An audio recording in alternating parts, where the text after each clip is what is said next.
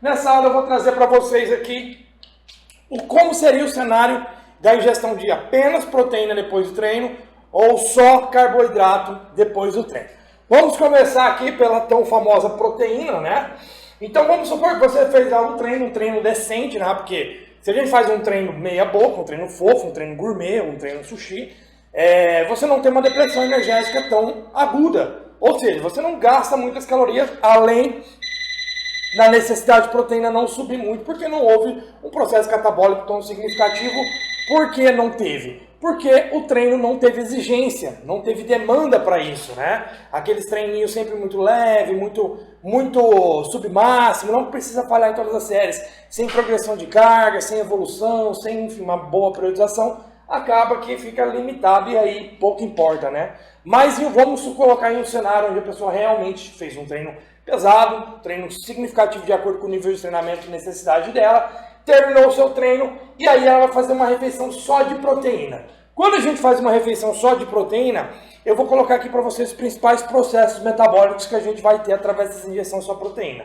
Vamos lá, a gente vai ter aqui o aumento da síntese proteica muscular, SPM, síntese proteica muscular. Então você vai ter uma resposta aguda de aumento da síntese proteica muscular, tá? Quanto de proteína você vai precisar para ter essa resposta aguda?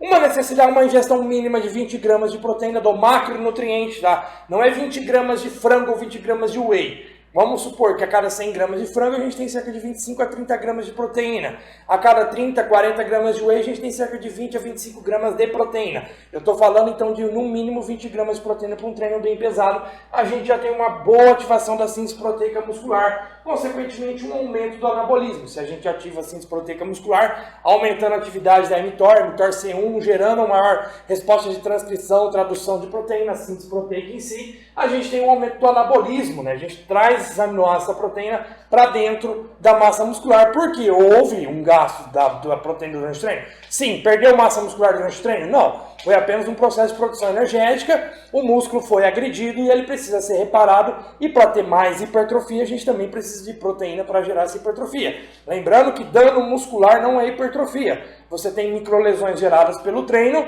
e aí você tem a reparação. Conforme vai sendo reparado, aí a hipertrofia vai acontecendo. Se tiver muito dano, a hipertrofia vai ficar abaixo, porque a prioridade vai ser na reparação do dano, tá? Então a gente tem um aumento do anabolismo, né? Consequentemente, se a gente ativa a síntese proteica pela mTOR, tiver a mTOR C1, a gente diminui a degradação proteica muscular, ou seja, você anula o outro. Então você tem um aumento da síntese proteica e uma diminuição da degradação proteica, ou seja, o processo catabólico é diminuído e o processo anabólico é aumentado logo depois do treino com a ingestão de proteína, tá? E aí você tem um efeito anticatabólico. Por quê? Ativou a síntese proteica e inibiu a degradação proteica. Você vai ter outro processo acontecendo que eu já falei aqui, já me adiantei, né? Gosto de falar bastante, mas para quem acompanha já sabe. Então a gente tem um aumento da atividade da proteína mTOR, que lá na massa muscular é a proteína responsável por ativar a síntese proteica muscular. Lembrando que essa mTOR ela é ativada por vários mecanismos diferentes. Não só pela ingestão de proteína ou só de leucina, até porque só a leucina não vai gerar uma síntese proteica tão significativa. Ela vai ativar a mTOR? Vai. Mas se não tiver os outros aminoácidos disponíveis, não vai ter uma síntese proteica. Por quê? Para formar uma proteína completa, você precisa de todos os aminoácidos. Então você tem a ativação da mTOR tanto pela ingestão de proteína, quanto também pelo próprio treinamento através de mecanotransdução por diversas proteínas sinalizadoras e também pelo próprio estresse metabólico que gera uma resposta na ativação de proteína. A própria reparação da inflamação também, através da atividade aumentada da interleucina 6, que ali depois do treinamento gera esse processo de ativação de células satélites, reparação muscular e pode levar ao aumento da mTOR também, tá? Então se a gente gerir só a proteína, a gente tem esses processos, consequentemente o aumento da mTOR vai gerar mais hipertrofia. Será que a gente vai ter mais hipertrofia? O que vocês acham? Vocês acham que por causa disso vai ter mais hipertrofia? E aqui é uma resposta que pouca gente pensa. Por quê? Se você olhar só para esse cenário, mTOR, síntese proteica e hipertrofia. Então a resposta é assim. Mas se você olhar para um cenário amplo, qual é o cenário amplo? Dia após dia. Um único treino não vai gerar uma resposta hipertrófica tão significativa. Por quê? O aumento da massa muscular, ela depende de um fator crônico, frequência de estímulo. Ou seja, treinei agora, vou manter os treinos semanalmente e essa resposta anabólica de forma frequente vai chegar à hipertrofia. Quanto maior a hipertrofia no indivíduo, mais difícil é ele ter mais. Não existe assim um limite, mas você vai ficando cada vez mais difícil, precisando de cada vez mais, não cada vez mais proteína, até porque a ingestão mais que 2,2 gramas quilo de proteína, mais que 2,5, não tem efeito anabólico superior a 2 gramas quilo, 2,2, 2,5, ou seja, mais proteína não gera mais hipertrofia. Mais treino pode gerar mais hipertrofia? Sim, por quê? Mais treino, o principal sinalizador anabólico da síntese proteica é o treinamento com peso. Se você evolui no treino, você tem mais sinalização, mas se você exagera no volume, você tem mais dano e aí você pode ter uma regressão e uma limitação na evolução do trabalho da hipertrofia, tá? Então a gente tem que trabalhar em equilíbrio, por isso a periodização se torna importante pensando nessas vias de ativação aqui, tá? Então, se você pensar em um único dia, você não tem mais hipertrofia, mas se você colocar isso de forma frequente, você tem mais hipertrofia, se for bem planejado e não ficar estagnado, né, sempre na mesmice. Lembrando que não precisa ficar mudando o treino toda hora, mas ter uma evolução de trabalho, da carga de trabalho do treinamento. Outro ponto importante também, se for apenas um dia, treinei só hoje, e aí depois um mês inteiro sem treinar, esse único dia não vai ter um impacto significativo na hipertrofia. Deu para entender? Pense sempre no amplo, né, em todas as variáveis, e se a demanda do dia está sendo preenchida de acordo com a necessidade. Só que a gente tem um ponto da injeção de só proteína depois do treino, que é a baixa reposição energética depois do treino. Ou seja, você vai ter uma baixa glicogênese e um aumento da gliconeogênese. Mas como isso acontece? Primeiro, o que é a glicogênese? A glicogênese nada mais é do que a síntese de glicogênio, seja hepático ou muscular. Por que você tem uma baixa glicogênese? Não é zero, mas você tem uma baixa.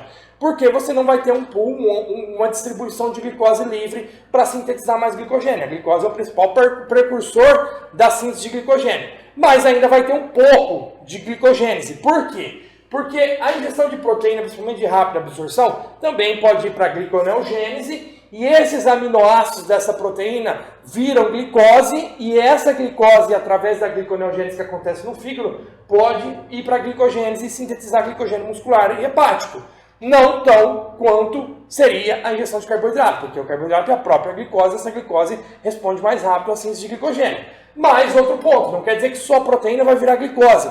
A proteína necessária para a síntese proteica vai estar lá. Se ingerir muito, uma parte vai para a síntese da ureia, outra pode ir para a gliconeogênese. E outro ponto, o próprio lactato formado no treinamento também vira glicose. Essa glicose, depois do treinamento, ainda tem um certo nível de lactato elevado. Esse lactato vai para a gliconeogênese, virar glicose. Essa glicose pode ir para a glicogênese, porque o músculo vai estar necessitado de reposição energética. Então você tem uma glicogênese ainda, mas não tão alta, mas você tem. Outro ponto é o próprio glicerol, que vem dos triacilglicerol, né? Que é a quebra dos triglicerídeos para formar 3 ácidos graxos de glicerol, que é um processo metabólico da via aeróbica para a produção de energia que acontece no treinamento, por mais que represente cerca de 15, 25% do gasto calórico total a gordura, mas ainda esse glicerol pode ir para a gliconeogênese, formar glicose, e essa glicose pode ir para a glicogênese também, além de manter o controle glicêmico durante o treino e depois do treino também, tá? Então a gente tem a ingestão só de proteína, uma baixa glicogênese e um aumento da gliconeogênese para suprir a demanda de glicose ali depois do treino, tá? E aí a gente pensa no quê? A gente precisa de uma proteína de rápida ou baixa absorção depois do treino. Todo mundo vai responder rápida, mas aqui tem uma resposta interessante. Não tem tanta diferença. Por quê? Quando você pega uma proteína de rápida absorção como o whey protein, o albumina, a proteína que é pré-digerida, né, só é mais absorvida, você tem uma resposta da síntese proteica mais aguda, mais rápida. Mas ela sobe rápida, assim como desce também. Por isso que a necessidade diária, a ingestão diária de proteína é mais importante. Não adianta você dar um pico de síntese proteica com whey depois do treino, o restante do dia está em deficiência de proteína. Qual é a recomendação mínima? 1,6 gramas a quilo para quem treina pesado, tá? Se está em déficit calórico, pode subir para 2, 2,5. E aí você tem a ingestão de proteína diária certa.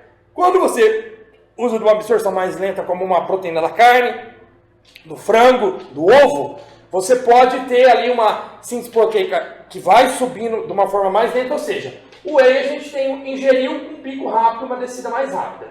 Uma proteína de absorção mais lenta, dependendo da proteína, você vai ter um pico mais lento e aí uma descida mais lenta, deu para entender? Você tem um pico menor aqui, dependendo da ingestão de proteína. Mas, de qualquer forma, existe a proteína e os aminoácidos ali que vão ser digeridos gradativamente e vão indo para a síntese proteica. E não há necessidade de ingerir rápida absorção depois do treino, por quê? O processo de reparação e hipertrofia não responde em 1 horinha, 2 horinhas, é 24, 30, 40 horas. Ou seja, treinei quadríceps pesado hoje, essa reparação pode durar 2, 3, 4, 7 dias para recuperar totalmente. Não quer dizer que você não pode treinar de novo. Estou falando que a reparação total pode levar até 7 dias, dependendo do volume e intensidade desse treino aí, tá? Então, não há necessidade de rápida absorção. Você pode comer um frango, pode comer um pratado de arroz ali, arroz não, né? Que aqui é só proteína, um frangão, um filezão ali, que não tem problema. Lógico, se tiver gordura ingerida, a ingestão é um pouco mais lenta, mas ainda assim, se tiver ingestão de proteína, você tem essa síntese proteica um pouco mais gradual aqui, tá? Quais são as recomendações da quantidade de ingestão de proteína? Depois do treino, se você tiver uma média de 20 a 40 gramas de proteína, você vai ter um efeito anabólico máximo que pode pendurar por 2 até 4 horas de efeito anabólico ali com essa injeção de proteína. Ou seja, uma proteína de absorção mais lenta tende a ter um efeito anabólico mais prolongado, mais próximo de 4 horas. A absorção mais rápida tende a ter um efeito anabólico de 1 horinha, um pouco menos de 2 horas ali, dependendo da quantidade de proteína que você ingere ali, tá? Ou seja, mas de qualquer forma, se você ingeriu 40 gramas de proteína vinda do frango ou 40 gramas de proteína vinda do whey protein, você vai ter as mesmas 40 gramas de proteína e a mesma síntese proteica muscular, só que em picos diferentes, que não vai influenciar em nada, né? Mais ou menos hipertrofia. Ah, mas o estudo tal avaliou que a síntese proteica do whey, do leite, é mais rápida depois do treino ali, então vai gerar mais hipertrofia? Não!